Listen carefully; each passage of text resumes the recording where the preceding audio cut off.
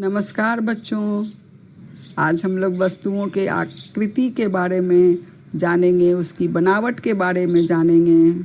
हम लोग दिन भर में सैकड़ों वस्तुओं का प्रयोग करते हैं, है ना बच्चों। कलम है, रबर है, कॉपी है, टेबल है, कुर्सी है, बैट है, बॉल है। तो इन सब वस्तुओं के बनावट में फ़र्क होता है। बनावट के हिसाब से भी इसका नामकरण किया जाता है, यानी कि नाम रखा जाता है। जिसकी जैसी बनावट है उस हिसाब से उसके लिए एक अलग अलग नाम रखा गया है। तो हम लोग वस्तुओं के बनावट के बारे में जो भिन्नता होती है उसको समझने की कोशिश करते हैं। इसके लिए हम लोग अभी एक वीडियो क्लिप देखेंगे। तो आइए हम लोग शांति से उस वीडियो क्लिप का मजा लें। अरे अरे आद्या, ये बॉक्स कितना अच्छा है। इस पे तुम खड़ी भी हो सकती हो, बैठ भी सकती हो और जंप भी कर सकती हो। वाह, मुझे बहुत मजा आ रहा है। मुझे बहुत मजा आ रहा है। मुझे बहुत मजा आ रहा है। पापा आ गए, पापा आ गए, पापा आ गए, पापा आ गए।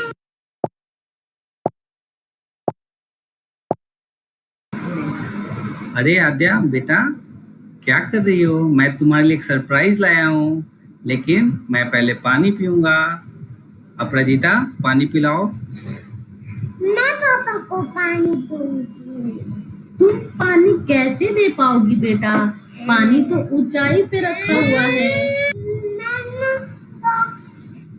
बॉक्स से खड़ा होके पापा को पानी दे दूंगी। तुमने तो बहुत आसानी से इस बॉक्स को धक्का दे दिया। अरे वाह आद्या, तुम तो बहुत समझदार हो गई हो। अब मैं समझ गया, तुम मुझे पानी दे सकती हो। अब मैं तुम्हें तुम्हारा सरप्राइज दिखाता हूँ। थैंक यू पापा, मैं बॉल पर बैठूंगी। बेटा, तुम इस बॉल पर ना ही बैठ पाओगी और ना ही जंप कर पाओगी, क्योंकि यह गोल है। तुम ट्राई करके देखो। ओके, मैं बैठ के देखती हूँ। हम लोग तो गिर गए। हम लोग तो गिर गए।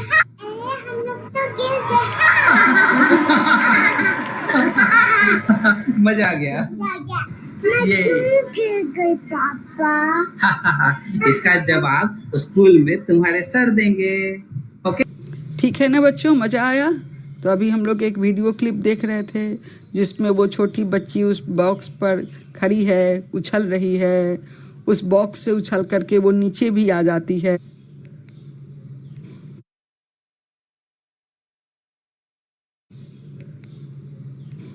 ठीक है ना बच्चों, मज़ा आया? तो अभी हम लोग एक वीडियो क्लिप देख रहे थे जिसमें वो छोटी बच्ची उस बॉक्स पर खड़ी है, उछल रही है। उस बॉक्स से उछल करके वो नीचे भी आ जाती है, उसको ठेल भी रही है, उसे खींच भी रही है, और वो ठेलने और खींचने से बॉक्स आगे पीछे हो रही है। बच्चे जब बॉक्स के ऊपर खड़ी हो जा रही है तो उसकी खुद की लंबाई बढ़ जा रही है ना मज़ा? और उस बच्ची को भी मज़ा आ रहा है। उस बच्ची को एक बॉल भी मिला है। अब क्या वो बॉल पर खड़ी हो पाएगी? नहीं, ये खतरनाक होगा। बॉल पर खड़े होने में हमें सहारे की ज़रूरत पड़ेगी, क्योंकि बॉल फिसल जाएगा, लुढ़क जाएगा। बॉल को हम जैसे ही छूते हैं वो लुढ़क जाती है, तो गिरने का खतरा रहेगा। बॉल पर हमको बैठने में भी सहारे की ज़रूरत पड़ेगी। बॉल पर खड़ा होना खतरनाक है। तो इन दोनों के बनावट में क्या फ़र्क है, इसका फिर गहराई से इसके विषय में सोचते हैं। बॉक्स का जो सतह जो है जिसके ऊपर वो बच्ची बैठी हुई है वो समतल सतह है, अर्थात कि यदि हम उस पर हाथ अपना फिसलाते हैं, आगे पीछे चलाते हैं, तो हम उसके पूरे सतह को स्पर्श कर सकते हैं। उसी तरीके से इस बॉक्स का निचली सतह भी समतल है, और यही कारण है कि वो ज़मीन पर स्थिर से है, और उसे ठेलने या खींचने से बॉक्स जो है वो आगे पीछे हो रहा है। इन दो ऊपर और नीचे के सतह के अतिरिक्त बॉक्स के चारों तरफ भी समतल सतह है, लेकिन बॉल में ऐसा एक भी समतल सतह नहीं है। अर्थात जब हम उस पर हाथ रखते हैं तो हाथ को आगे पीछे करने पर बॉल के बाकी सतह को हम नहीं छू पाते हैं। बॉल के हर एक सतह थोड़ी सी मुड़ी हुई होती है और इसीलिए जैसे ही हम उसको छूते हैं वो अपने स्थान से लुढ़क जाती है। तो है ना बच्चों इन दोनों में बहुत फर्क। तो जो बॉल में भी ज़मीन से ऊंचाई है, एक समानता है कि बॉल भी ज़मीन से ऊंचा है और बॉक्स भी ज़मीन से ऊंचा है, लेकिन बॉक्स के समतल सतह से हम ज़मीन पर कूद सकते हैं और बॉल पर तो खड़ा ही होना मुश्किल है। खड़ा होने के लिए खड़ा होना ही खतरनाक है। तो बॉल जैसा गोल चीज़ जो हर समय लुढ़क जाता हो, जिसमें कोई समतल सतह नहीं हो, उसे गोलाकार कहते हैं, गोलाकार वस्तु। यदि इसमें ज़मीन से ऊंचाई नहीं रहती तो उसे गोल कहते, जिसे वृत्त भी कहा जाता है। लेकिन बॉक्स जो है, बॉक्स में ऊंचाई भी है, लंबाई भी है, चौड़ाई भी है। यदि ऊंचाई, लंबाई और चौड़ाई तीनों एक जैसा है तो उसे घन कहते हैं। लेकिन यदि तीनों में से कोई एक भी यदि छोटा बड़ा है तो उसे घनाभ कहते हैं।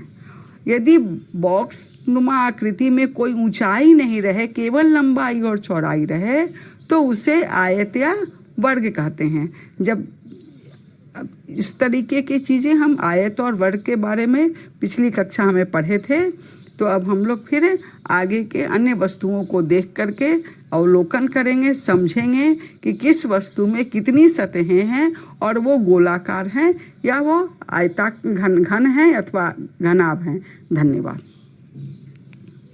+2 ललित नारायण लक्ष्मी नारायण प्रोजेक्ट बालिका उच्च विद्यालय त्रिवेणीगंज सुपौल से और टीचर्स ऑफ बिहार की तरफ से आपके इस आइडिया और इस स्टोरी को बनाने के लिए बहुत बहुत धन्यवाद।